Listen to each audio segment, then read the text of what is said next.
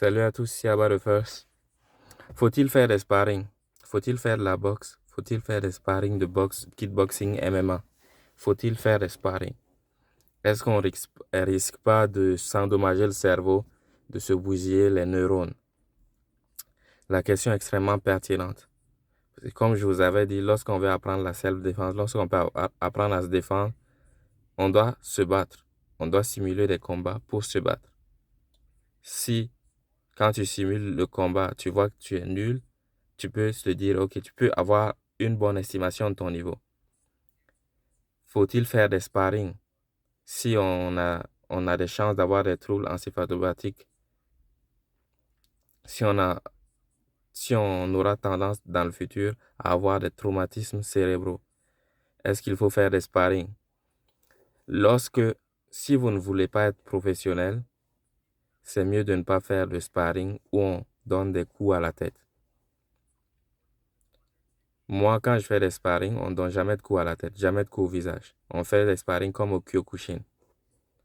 Tous les coups au corps, tous les coups dans les autres parties, au Muay Thai, dans les jambes, euh, dans le, dans les jambes, les cuisses, les côtes, les mollets.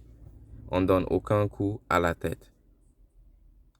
Lorsqu'on fait des sparring, dans mon club, bien sûr, on fait des sparring et on ne donne jamais aucun coup à la tête. Peu importe ce qui se passe, on évite de donner des coups à la tête. C'est très, très important pour nous dans notre club.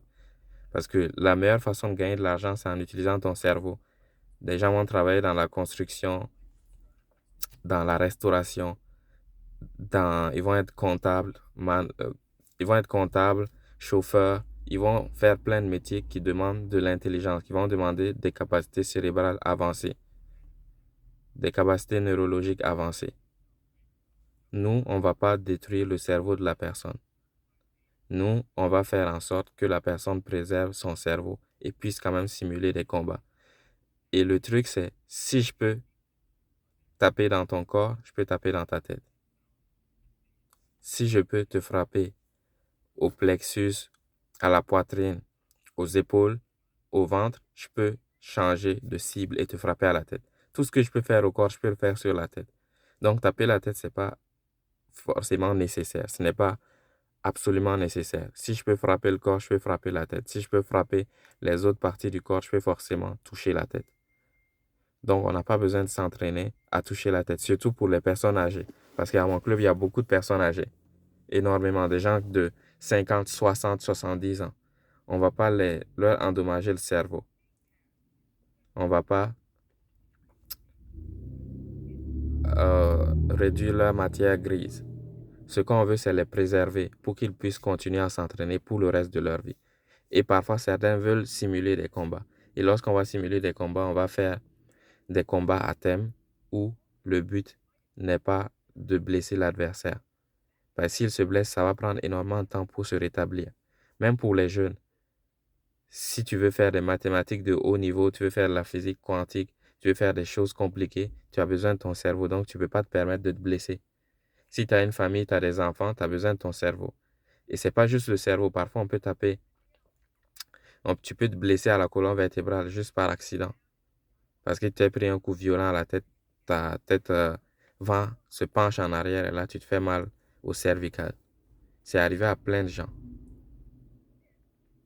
Ou tu vas endommager tes yeux. On ne fait pas attention, mais les yeux, décoller la rétine, c'est très fréquent en tous les sports d'impact.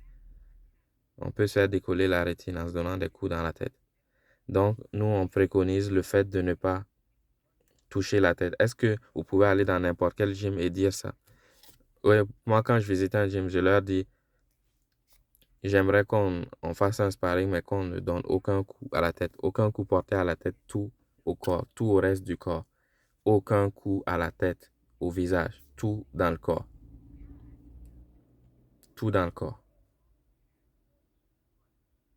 Et on commence léger pour s'habituer l'un à l'autre. C'est toujours comme ça qu'il faut aller. Il faut jamais, jamais, jamais frapper la tête. Parce que sur le long terme, on va avoir des dégâts. Sur le long terme, on va perdre beaucoup plus que ce qu'on pense. Tout le monde n'a pas les mêmes prédispositions. Tout le monde n'a pas la même résilience. Donc, c'est très important de préserver votre cerveau. Faut-il faire des sparring? Il faut faire des sparring. Si vous voulez en faire, il y a des gens qui ne veulent pas faire de sparring. Ils préfèrent travailler au mitaines, aux pattes d'ours, travailler à la poire de vitesse et travailler au sac. Il y a des gens qui font ça.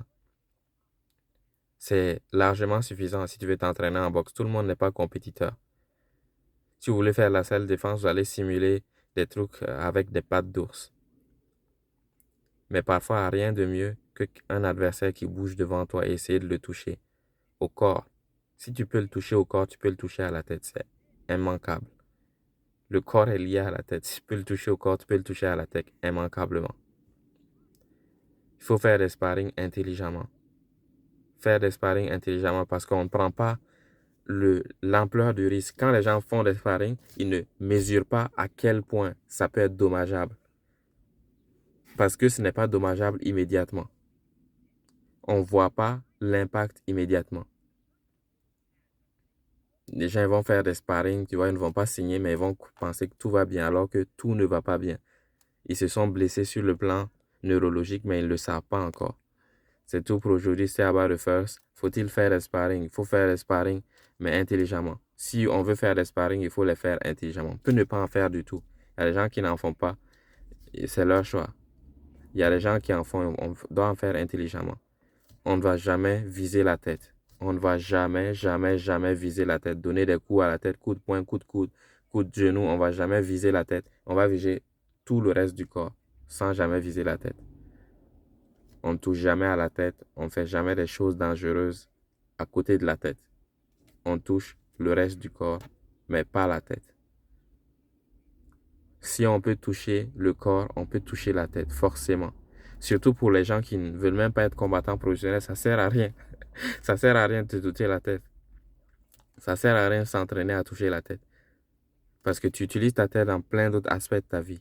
Toi, peut-être que tu es un maçon, un électricien, un informaticien, un comptable, un ingénieur. Ta tête, c'est ce qui te permet de travailler.